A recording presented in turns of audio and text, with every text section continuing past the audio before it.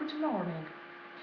In this project, we use electrical energy and geothermal energy. The washing machine is supplied by electrical energy produced by solar panels and by geothermal energy.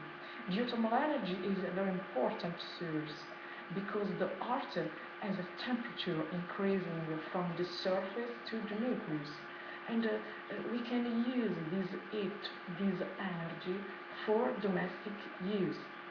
This system is almost completely autonomous because the excess of electrical energy produced by solar panels can be used in the electrolyzer.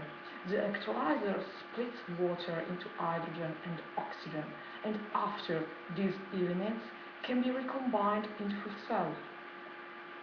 It is important to create an efficient system for the reduction of consumption and for the reduction of costs. We must reduce the use of fossil fuels for a green life, for a green world. And it is important to create a good relationship between man and environment to reduce environmental impact, global warming, emissions.